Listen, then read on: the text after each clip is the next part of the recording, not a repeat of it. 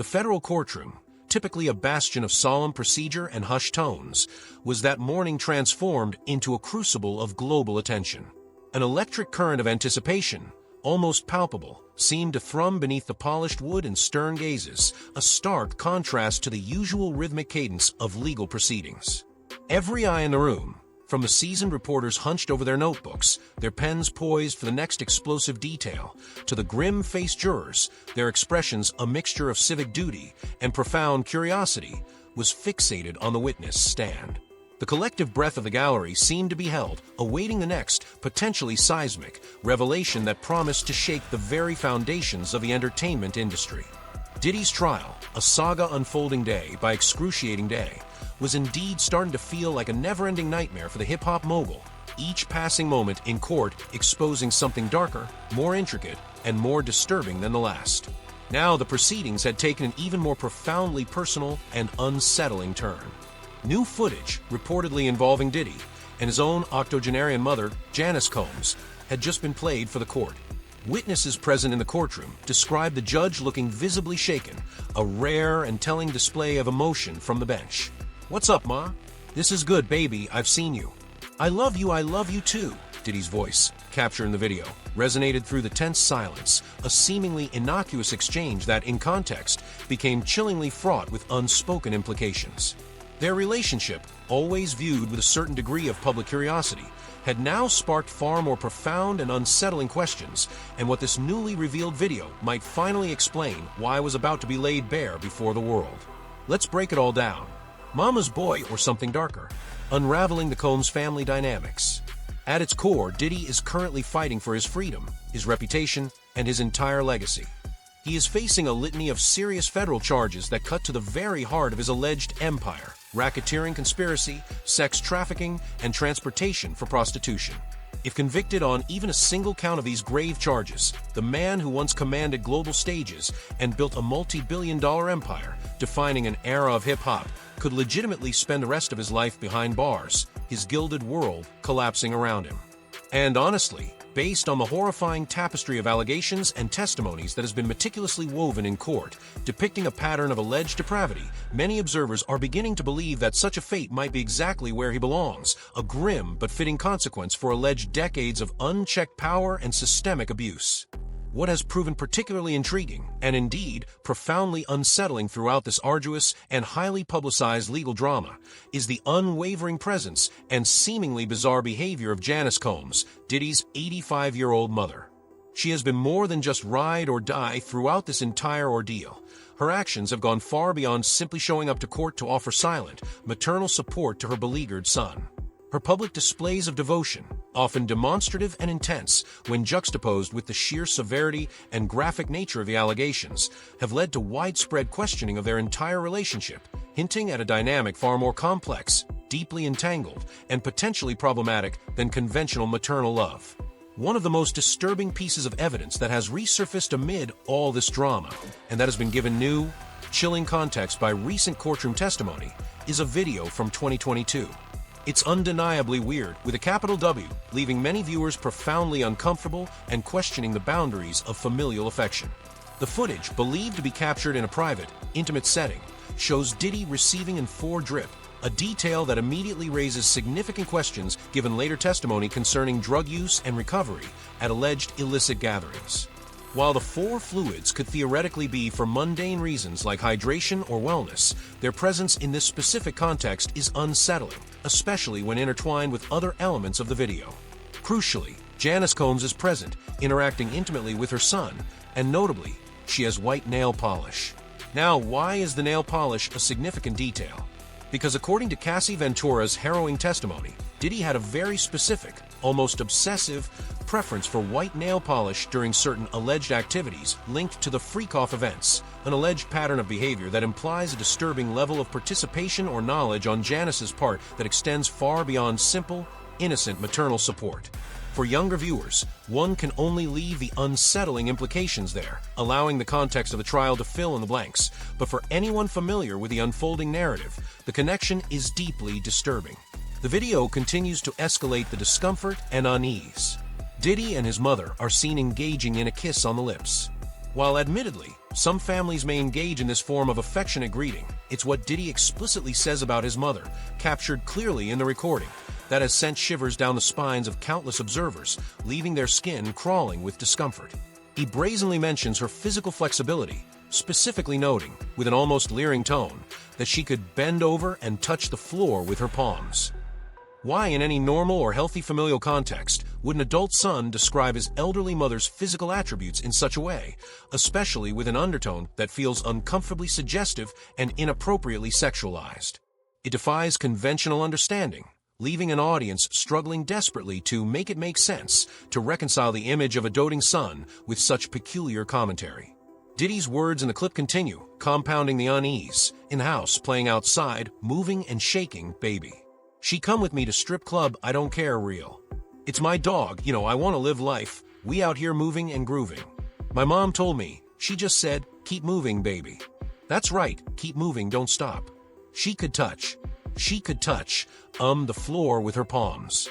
The casual mention of accompanying his elderly mother to strip clubs, coupled with the detailed commentary on her physical dexterity, paints a profoundly bizarre and unsettling picture of their alleged relationship. This isn't just some random piece of innocuous celebrity gossip or an awkward family moment caught on camera. It is, chillingly, directly connected to the gravest allegations in Diddy's federal trial. According to prior courtroom testimony from Cassie Ventura, Diddy's ex-girlfriend and a primary accuser, participants in what were called freak-off events, alleged wild, drug-fueled parties involving sexual coercion, would sometimes receive 4 fluids to recover from the physical and psychological exertion associated with these prolonged and demanding alleged activities.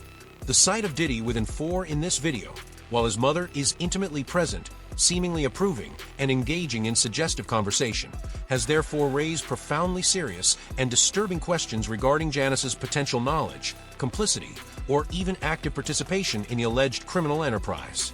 While no direct evidence has been presented to definitively prove Janice herself was actively involved in these alleged freak-off events, the uncanny timing, the intimate nature, and the bizarre content of this video are, at minimum, deeply suspicious and hint at a disturbing level of awareness that goes far beyond simple, innocent maternal support. Let's delve deeper into the enigma of Janice Combs herself. She has affectionately been described as Ma Dukes by Diddy throughout his illustrious career, a public persona, a supportive matriarch. She has maintained a constant, almost unwavering presence in court during his criminal trial, a figure of stoic loyalty amidst the maelstrom of accusations. She has been seen blowing kisses to her son, a gesture of undeniable maternal affection, and even forming a solemn prayer circle with his children after particularly damaging testimony, outwardly portraying a figure of unwavering faith and unbreakable family unity. This is a woman who has seemingly gone all in on defending her son, her public display of defiance seemingly unfazed by the absolutely horrific and graphic allegations leveled against him. In October 2024, through her attorney, she released a public statement that had people's jaws on the floor, a stark and controversial defense calling the allegations against Diddy a public lynching. She vehemently declared, "My son is not the monster they have painted him to be." But this is where things get even messier, and the carefully constructed narrative of Janice Combs begins to unravel with alarming speed. In the very same statement, Janice shockingly acknowledged that Diddy may not have been entirely truthful about certain things. Specifically, she pointedly mentioned how he denied getting violent with his ex-girlfriend until surveillance footage proved otherwise. She's referring, of course, to that brutal and widely disseminated hotel video from 2016, captured by CNN, graphically showing Diddy physically assaulting Cassie Ventura, the video that had the entire internet ready to cancel him on sight, igniting a global firestorm of condemnation and disgust. So in essence, Mama Combs is publicly admitting that her son is a liar and an abuser, proven so by irrefutable video evidence. Yet paradoxically, she still, somehow, wants the public to believe he is innocent of everything else. It begs the profound question, how does that make sense? The cognitive dissonance required to maintain such a position is staggering, and it has left many observers questioning her judgment and complicity. Now, let's descend deeper into some of the wilder, more disturbing allegations about Janice herself, because this rabbit hole, truly, goes far beyond superficial celebrity gossip and into the grim territory of alleged criminal enterprise. According to a lawsuit filed by Dion Best, a former associate of Diddy, Janice was allegedly an active and instrumental participant in a vast criminal enterprise orchestrated by her son. Best claims that Diddy routinely used his mother's name to illegally hide artists' publishing rights and obscure illicit business deals, effectively defrauding vulnerable artists of their future earnings, a calculated act of financial manipulation designed to enrich the Combs empire at the expense of others. And it doesn't stop there. In a revealing Peacock documentary titled Diddy, The Making of a Bad Boy, Tim Patterson, a childhood friend of Diddy's, makes the explosive allegation that Janice Combs actually hosted adult sex parties in Diddy's childhood home. Let that shocking claim truly sink in. The documentary suggests that these alleged parties, occurring during Diddy's formative years, may have exposed a young Diddy to deeply inappropriate and exploitative behavior from an early age, potentially shaping his later actions and contributing to a profoundly distorted view of sexuality and power dynamics. If these disturbing allegations are true, it would provide a chilling explanation for why Janice seems so unmoved by the graphic testimonies in court. She may have been normalizing this kind of behavior for decades, viewing it not as depravity, but as an acceptable, even strategic aspect of their family's rise to power. But perhaps the most explosive and personally devastating allegations come from Gene Deal, Diddy's former bodyguard, a man whose intimate proximity to the mogul offered a unique, albeit terrifying, vantage point into the private lives and alleged illicit activities of the Combs family. In multiple candid and emotionally charged interviews, Deal has meticulously described a deeply disturbing and profoundly unhealthy relationship between mother and son, one that borders on the pathological. He recounts an alleged incident where Diddy, in a fit of rage or frustration, physically assaulted his own elderly mother. He was in a depression, his mother was trying to do something, and his mother was saying something, and then slapped his mom, I say, yo, you heard that, right? According to Deal, this wasn't something he witnessed personally. He claims he learned about it from Kirk Burroughs, the president of Bad Boy Records at the time, who apparently confessed his shock and regret, lamenting, "He told me he should have saw this coming with Cassidy, and the way he treated women when he slapped his mother." And I was like, he did what? Hey Kirk, bro, said, yeah. Burroughs' alleged comment implies a clear and deeply troubling connection between Diddy's alleged violent treatment of his mother and his later documented and alleged abuses of other women, painting a chilling picture of a consistent pattern of behavior. This kind of behavior, treating your own mother with such disrespect and even violence, speaks volumes about how someone might treat other women in their life. It's like people say, watch how a man treats his mother, because that's how he'll treat you. But in this case, it's the opposite. He treated his mother terribly, so of course, he'd treat other women the same way, or worse. But here's where things take an even stranger, more unsettling turn, delving into the realm of the truly bizarre and almost unbelievable. Deal claims that after all the times he had to physically step in and defend Janice from Diddy's alleged physical outbursts, she actually developed a deeply inappropriate and disturbing crush on him, her son's bodyguard. This, Deal alleges, caused serious tension and a profound sense of discomfort between himself and Diddy, eventually leading to Deal being fired from his long-standing and crucial position. Deal describes how Janice would allegedly try to exert power and control over him and make overtly inappropriate advances, claiming she would ask him to do things that had absolutely nothing to do with his professional job of protecting Diddy. When he consistently and unequivocally refused her alleged advances, she reportedly became upset, and according to Deal, this subtle yet insidious pressure ultimately led to Diddy gradually replacing him with another security guard. And from that point on, Paul started getting this other dude from my block, around our block, named Stretch, because he was NYPD, to take some of my days. And I just said to myself, man, I ain't with that no more. And that's how we fell out. That's how it ended. That's how it ended. So she was trying to get at you on the low? She was trying to come on to you? That's why she kept messing with you, but you wasn't going for it? You wasn't checking for her like that? You wasn't interested? Deal adamantly replied, his voice firm and unwavering, not at all. So what we've got here, according to these shocking and deeply unsettling allegations, is a seriously messed up family dynamic. A son who allegedly slapped his own mother, a mother who allegedly made inappropriate advances toward her son's employees, and both of them caught on video, engaging in a seemingly intimate kiss on the lips while casually discussing strip clubs and suggestive flexibility. It's giving weird family dynamic on a truly unsettling and pathological scale, and definitively not in a quirky sitcom kind of way. And all of this is happening against the grim and foreboding backdrop of Diddy's federal trial, where he faces the most severe charges of his life: accusations of running a criminal enterprise that allegedly facilitated heinous crimes including sex trafficking, forced labor, kidnapping, arson, bribery, and obstruction of justice over decades. So far, the trial has featured damning and emotionally raw testimony from Cassie Ventura, Diddy's ex-girlfriend, who meticulously described years of alleged physical, emotional, and sexual abuse, coercion, and exploitation at Diddy's hands. She detailed how he would allegedly orchestrate these freak-off events, where she was reportedly forced to participate in various sexual activities with male escorts while Diddy watched and meticulously recorded, utilizing these horrifying recordings later as powerful tools of blackmail to keep her under his absolute control. Cassie also testified about a brutal 2016 hotel assault, chillingly captured on surveillance video, as well as a 2018 rape during what was tragically supposed to be a closure conversation with Diddy. She broke down emotionally in court, her voice thick with tears, citing profound shame and guilt, but stated with raw courage that she was testifying to seek justice, asserting that people aren't disposable. The prosecution also called Daniel Phillip, a former male stripper, who testified that he was paid to engage in sexual encounters with Cassie while Diddy watched. Phillip described witnessing Diddy physically assault Cassie on 2 separate occasions, including throwing a liquor bottle at her, brutally dragging her by the hair, and slapping her after she delayed responding to his call. Through all of this, Janice Combs has remained remarkably steadfast in her public support of her son.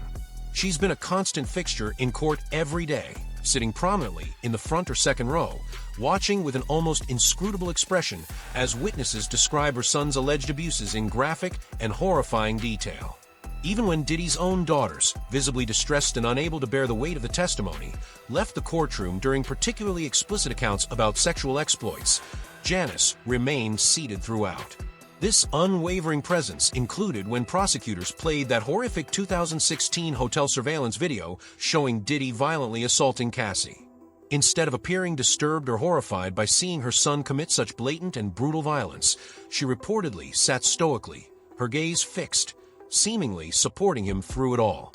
This level of ride-or-die dedication, in the face of such overwhelming evidence of alleged depravity, is raising significant eyebrows and prompting profound questions, especially given the nature of the allegations. We're not talking about a mother standing by her son through a minor drug charge or some financial impropriety. We're talking about alleged sex trafficking, coercion, and brutal violence, the kind of alleged crimes that make normal people recoil in disgust and condemnation. Yet there's Janice, day after day, seemingly unfazed by the parade of disturbing testimonies about her son's alleged behavior. And it's not just her stoic presence in court that's noteworthy. A filmmaker from Diddy's inner circle has been reportedly documenting the family's court appearances, suggesting they're planning to meticulously shape the narrative around the trial, possibly for a future documentary or a strategic PR campaign, a calculated effort to control the public perception even amidst the grim reality of a criminal trial. This shows a level of strategic calculation that goes far beyond simple, unconditional family support. Of course, Janice hasn't been immune to public backlash. On October 11, 2024, during a pre-trial hearing, she faced taunts from angry onlookers who shouted, "Your son is a predator," as she arrived at the courthouse. Despite this, she's continued to attend proceedings, showing a level of unwavering resolve that's either admirable in its steadfastness or deeply concerning in its apparent defiance of public opinion, depending on how you choose to look at it. Now, I want to circle back to Gene Deal's allegations about Diddy and Janice's relationship because they shed some crucial light on why she might be so deeply and inextricably invested in defending him now. Deal has described what he calls an Oedipus complex between mother and son, a psychological term referring to a son's excessive, often unhealthy, attachment to his mother, often with profoundly uncomfortable and even disturbing undertones. But that was a little kind of weird for me, Deal recounted, adding another layer to the already disturbing dynamic. And then his mother wear the same white fingernail polish that Cassie described that he liked to see her and other models in when she was describing her loss, her lawsuit. And what's crazy to me is that, man, it seemed like him and his mother had this, I don't want to get too deep, man, this Oedipus complex thing, you know what I mean? He then offered a brief, simplified explanation of the ancient Greek myth of Oedipus, a story about a young man destined to kill his father and marry his mother, drawing a chilling parallel. Deal's observation about Janice allegedly wearing the same white fingernail polish that Cassie mentioned in her lawsuit is particularly telling and deeply unsettling.